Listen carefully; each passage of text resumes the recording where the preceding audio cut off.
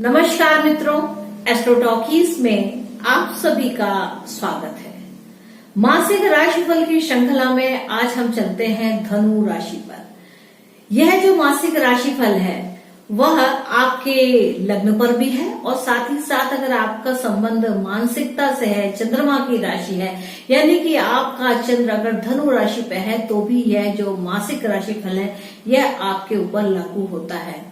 और यदि आपके नाम का अक्षर ये, यो, भा, भी, भू, धा, फा, ढा, भे से आरंभ होता है तो भी आपकी धनु राशि बनती है। तो जिन जातकों को अपनी अगर लग्न की राशि नहीं पता है या चंद्र राशि नहीं पता है तो वह अपने नाम के अक्षर के अनुसार इस राशिफल को देख सकते हैं। यह जो राशिफल है वह मई मास के लिए है। आइए चलते हैं, देखते हैं कि ग्रहों की स्थिति क्या रहती है इस मई मास में।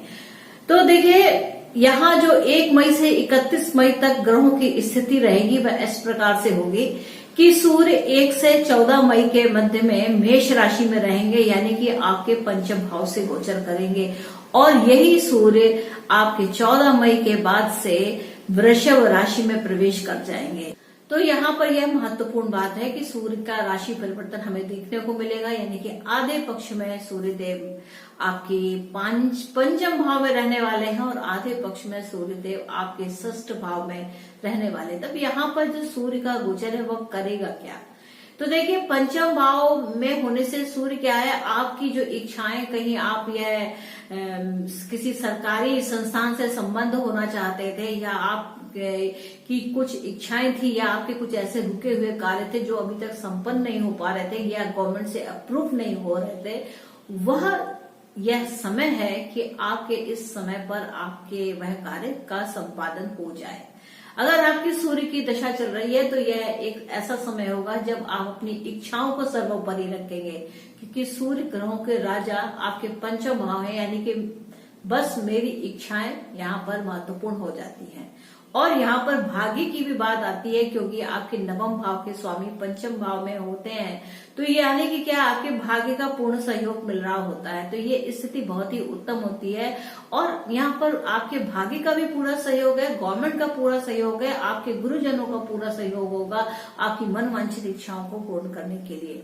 लेकिन यही जब आपका यह सूर्य जो है वह वृषभ राशि में जाएंगे, यानी कि आपके षष्ठ भाव से गोचर करेंगे, तो स्थिति कैसी होगी? तो देखिए, सूर्य है ये भाग्य के स्वामी हैं, तो ये आपके जब कॉम्पिटिशन्स के क्षेत्र में आते हैं, यानी कि आपको प्रतियोगी परीक्षाओं में विजय दिलाते हैं, आपके कुछ मुकदमे या कुछ ऐसी चीजें भी अगर चल रही हो तो ऐसी स्थिति में ये आपके ही फेवर में, आपके ही पक्ष में आपको लाभ दिलाएंगे। तो यानी कि आपकी जीत तो निश्चित है, क्योंकि सूर्यदेव भगवान साथ में आपके साथ है, आपके भाग्येश आपके साथ में है, तो ये कॉम्पिटिशन्स में आपको निश्चित तौर से विजयी बनाते हैं। बात करें अगर चंद्रदेव की, तो देखिए, चंद्रदेव आपके अष्टम भाव के स्वामी हैं और इनका जो गोचर है, चंद्रमा क्या है, चंद्रमा आपके मन का स्वामी है, आपके माता का स्वामी है। तो आपके माता के अंदर एक विचरणशील शैली होगी कि नित्य निरंतर चलते रहो, बढ़ते चलो, वह कैसी भी स्थितियां हो उनमें वह उनको रुकना पसंद नहीं, चलना ही पसंद है। तो जो चंद्रमा है वह अष्टम भाव के स्वामी होते हैं, यानी कि क्या है, चित्र विचित्र या ऐसी बातें जो बहुत ही गहराई में होती हैं या उनकी विचारशीलता इतनी गहरी होती कि वो उसको पहचान लेते हैं, या आपकी सोच कहाँ तक जाती है उसको कोई नहीं जान पाता है। तो ये जो चंद्रमा है ना, ये लगातार गतिशील रहते हुए जब आपके द्वादश भाव यानी कि वृश्चिक राशि से गोचर करेंगे, तब ऐसी स्थितियां होंगी कि आपका मन विचलित हो जाए और आपके अंदर एक ट्रांसफॉर्मेशन की स्थिति आए या ऐसी भी स्थिति आए कि इसको छोड़ देते हैं, चलिए अब दूसरी बात को सोचते हैं।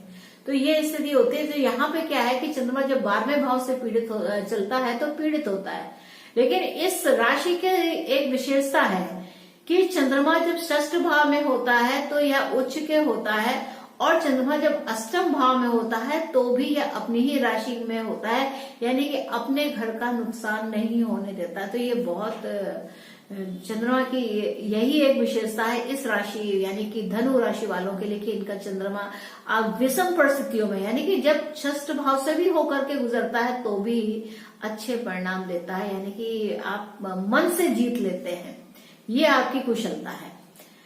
बात करते हैं बुध देव की, तो देखिए बुध देव महाराज 2 मई तक मेष राशि में रहने वाले हैं और 2 मई से 26 मई के मध्य में यह आपकी वृषभ राशि से गोचर करेंगे और 26 मई के बाद इनका जो गोचर है वह मिथुन राशि में होगा, यानी कि तब यह एक राजयोग की स्थिति को उत्पन्न करेंगे।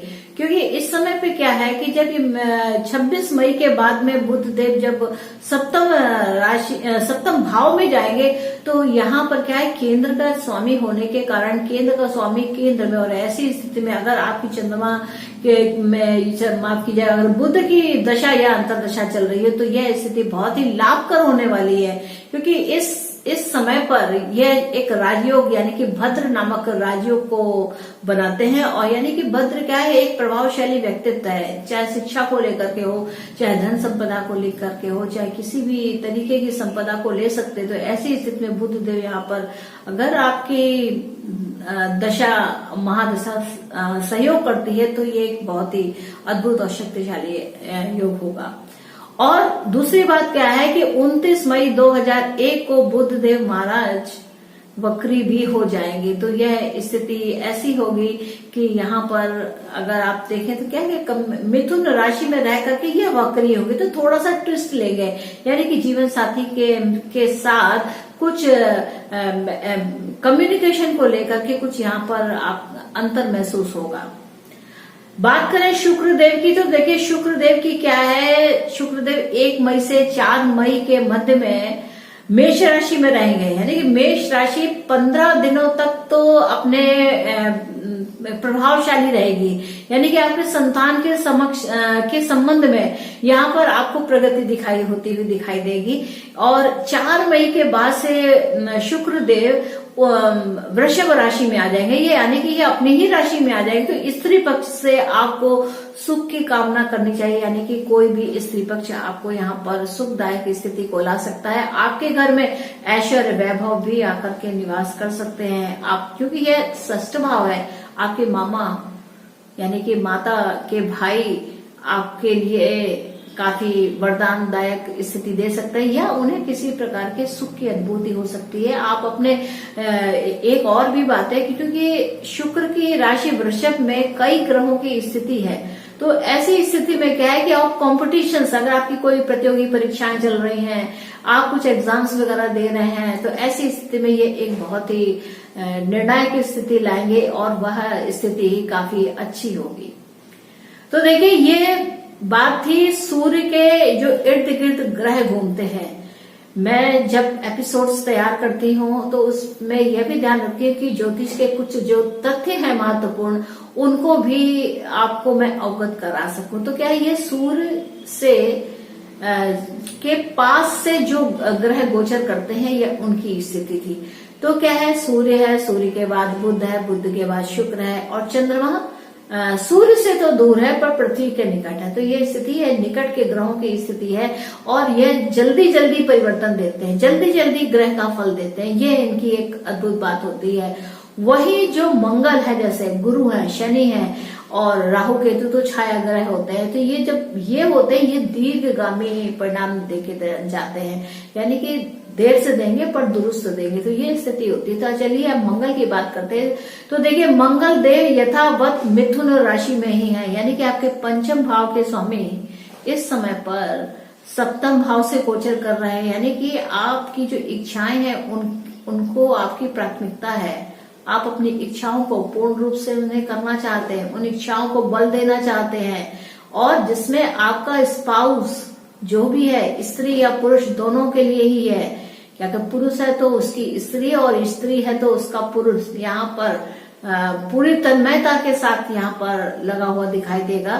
क्योंकि यहाँ पर देखिए पंचम क्या आपकी इच्छाओं का भाव है, और इच्छाओं का भाव का जो स्वामी है उसकी कंट्रोलिंग कहाँ है, 7th हाउस यानी कि आपके जीवन साथी का जो भाव है उस पर मंगल देव बैठे, यानी कि इच्छाओं को पूर्ण करने का काम आपके जीवन साथी के द्वारा हो रहा है। तो ये एक अच्छी स्थिति है। और यहाँ से जब ये चौथी दृष्टि से दसम को देखते हैं तो यानी कि आपके सोशल स्टेटस को भी इंक्रीज करते हैं। यहाँ पे चौथा, वैसे तो चौथे जो होते हैं मंगल, उनका प्रभाव थोड़ा सा, जैसे मंगल अपनी पूर्ण रूप से प्रभाव नहीं दे पाते क्योंकि इमोशनल उन्हें होना पड़ता है, इमोशंस को देखना पड़ता है। तो मंगल का जो ट्रू नेचर है कि क्रोधपूर्ण, जोशपूर्ण, रोषपूर्ण तरीके से काम करना, तो मंगल यहाँ पर इमोशनल हो जाते हैं और उस तरीके का काम नहीं कर पाते।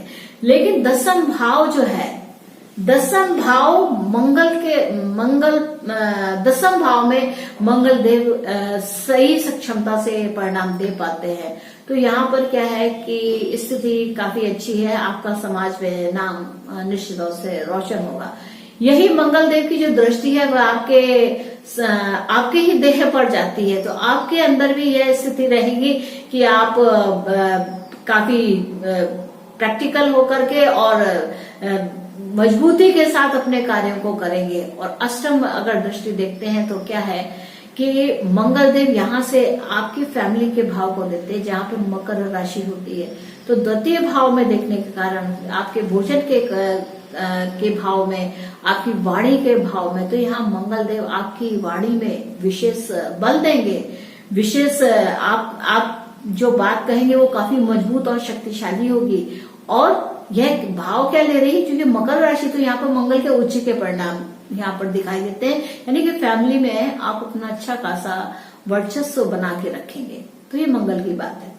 गुरुदेव की बात करते हैं तो देखिए, गुरुदेव महाराज आपके तृतीय भाव से गोचर कर रहे हैं, यानी कि ये क्या है, अगर भाव हम देखते हैं तो ये तीसरा भाव है, मेहनत, विक्रम, यानी कि आपको मेहनत बहुत करनी होगी और मेहनत का जो परिणाम है उसमें भाग्य का स्वामी भी सहयोग देगा। क्योंकि यहाँ से अगर आप देखें तो ये भाग्य के स्थान को, जैसे मेहनत किस लिए है, भाग्य को चमकाने के लिए है। तो आप अपने भाग्य को चमकाने का प्रयास कर रहे हैं और साथ में यहाँ पंचम दृष्टि डालते हैं, वह जीवन साथी पर डालते हैं। यानी कि यहाँ पर देखिए मंगल चूंकि बैठे हुए हैं और ये एक बहुत ही विशेष स्थिति बनती है कि पंचम भाव का स्वामी मंगल यहाँ पर विराजित है सप्तम में, और साथ में आप मेहनत कर रहे हैं। आपका जो लग्न का स्वामी है वह तृतीय भाव से मेहनत कर रहा है और वहां से वह पंचम स्नेह की दृष्टि आपके सप्तम भाव में, गुरु मंगल यहाँ पर युति हुई, गुरु मंगल की आपकी लग्न में युति हो रही है। तो ये देखिए कितना कनेक्शन कितना स्ट्रांग बन रहा है कि गुरु और मंगल जब मिलते हैं तो ये एक राजयोग बनाते हैं, यानी कि त्रिकोण भाव के स्वामी जब आपस में मिलते हैं तो अपने आप में ही एक विशेष राजयोग की स्थिति उत्पन्न करते हैं। तो जब गुरुदेव ने पंचम दृष्टि से सप्तम में दृष्टि डाली तो जीवन साथी का सहयोग आपको बहुत अच्छा मिलेगा।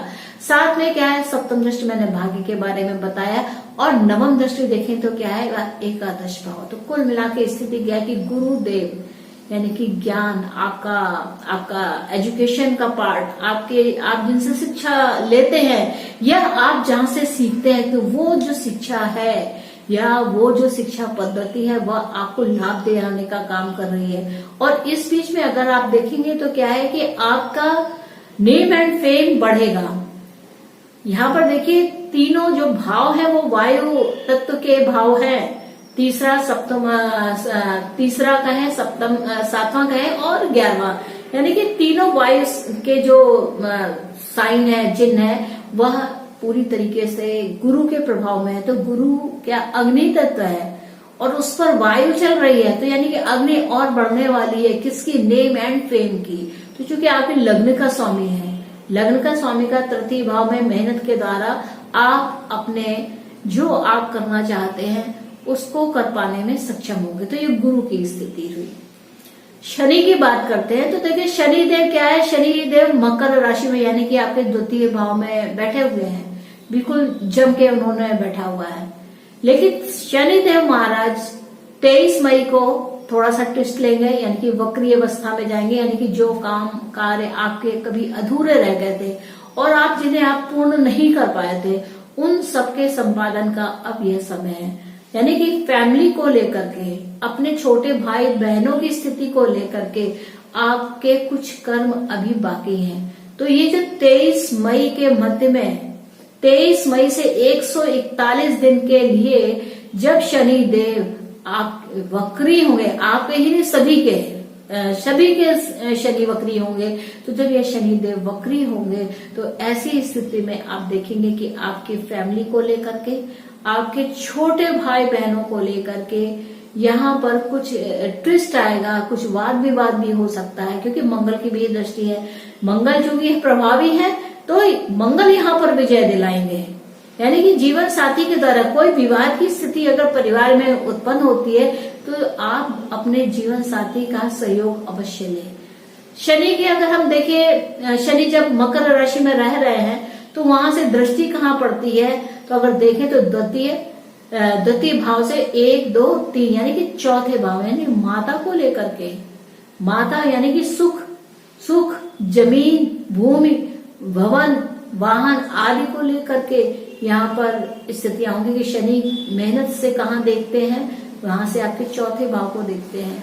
तो यहाँ पर कुछ जमीन जायदाद को लेकर के भी कुछ विचार बन सकते हैं। और शनि देखिए, अगर हम सप्तम दृष्टि की बात करते हैं तो सप्तम दृष्टि आपके अष्टम भाव में पड़ती है, यानी कि पुरातत्व, यानी कि कुछ न कुछ पैतृक संपदा आदि को लेकर के यहाँ पर बातचीत रहेगी। दसम की बात करते हैं तो देखिए दसम में क्या है कि शनि देव आपके जा रहे हैं एकादश भाव में, यानी कि तुला राशि में इनका प्रभाव है। तो तुला राशि यानी और लाभ की राशि है, लाभ का वो भाव है। तो शनि तुला राशि में वैसे भी उच्च के परिणाम देते हैं। तो यहाँ पे स्थिति क्या है कि आपको लाभ तो मिल रही है, वहां पे गुरु भी दृष्टि डाल रहे हैं, वहां पर शनि भी दृष्टि डाल रहे हैं और लाभ का भाव है वो। तो आपके तुला राशि यानी कि स्त्री जगत से कुछ ना कुछ आपको लाभ की भी संभावना है। तो यहाँ पर कुल मिला के स्थिति ऐसी है कि गुरुदेव आपके ऊपर काफी कृपा बनाए हुए हैं। तो धनु राशि वालों का यह मई मास का राशिफल है। और मित्रों, आशा है कि आपको मेरा यह एपिसोड अच्छा लगा होगा और आपने अगर मेरे एपिसोड को एंजॉय किया है then please do like, share and subscribe my channel Astro Talkies. और मिलते हैं नेक्स्ट एपिसोड में मकर राशि को लेकर के। तब तक के लिए नमस्ते।